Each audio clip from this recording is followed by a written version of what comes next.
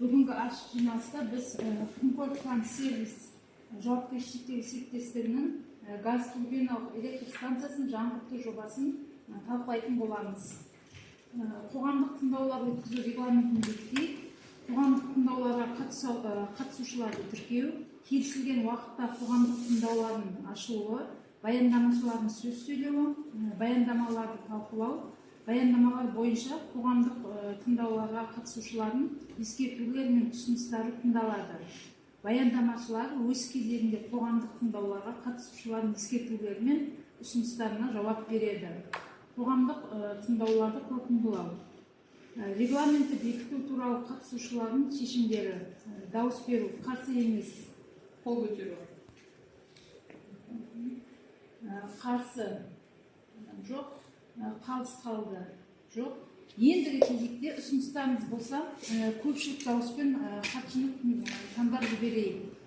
Жүсіпова Гүлназды таңдасақ, қарсы емессіздер ме? Қарсы емес.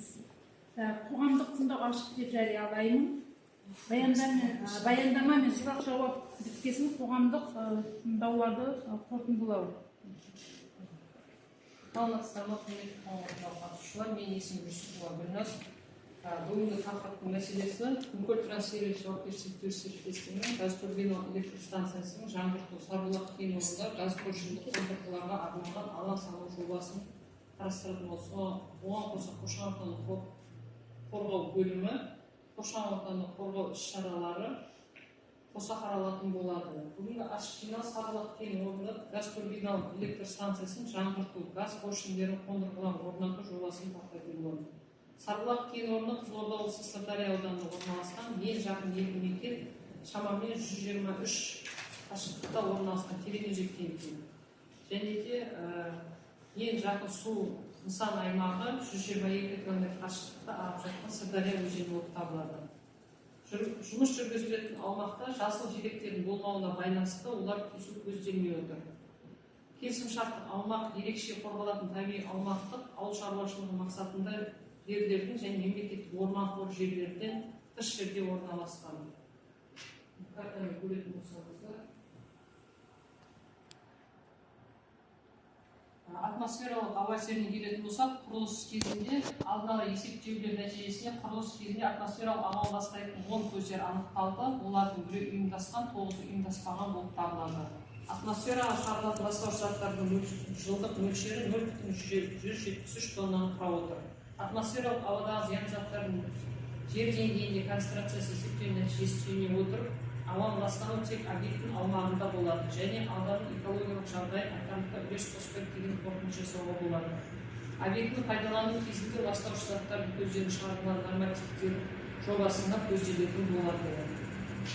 Су ресурстарына келетін болсақ, құрылыс кезінде сумен жабдықтау жұмыс жасап тұрған су ұңғымалардан жүзеге асырылады. Құрылыс жұмыстары кезінде шаруашылық тұрмыстық қажеттіліктерге арналған су тұтыну және ағын сулар көлемі жалпы көлемі 291,6 текше метрді құрап отыр. Техникалық судың көлемі 20 текше метр суды құрап отыр.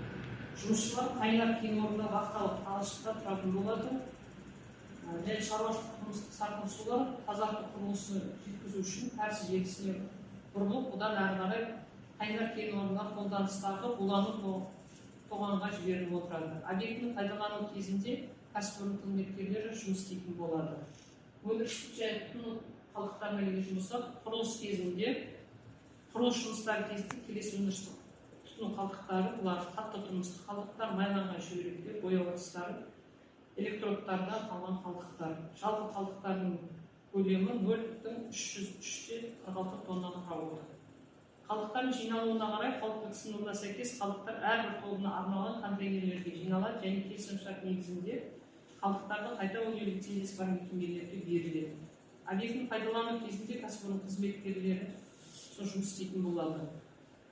Апаттардың ықтималдығына келетін болсақ, технологиялық нұсқаулықтарға сәйкес көзделіп отырған қызмет объектісін пайдалану авария шығарылған қалдықтар ағын сулар мүмкіндігін болдырмайды.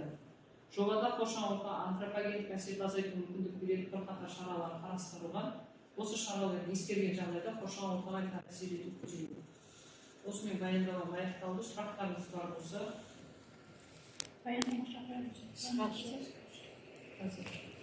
Зуммен кіріп отырғандар естіліп жатыр ма? Сіздерде сұрақтарыңыз? Экологияның несі жасамай қапты аудиосы. Сондықтан замечанияны официально портал арқылы беремін деді. Порталар. Жарайды. Барлық ескертулер сол жақта не қылады, беріледі. Басқа управление, зуммен тағы кім кіріп отыр?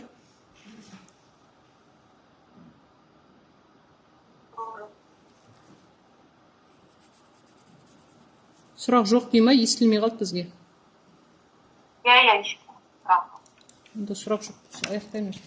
Бүгінгі қоғамдық тыңдауды ереженің барлық талаптар сақталуына байланысты өткізілді деп саналады.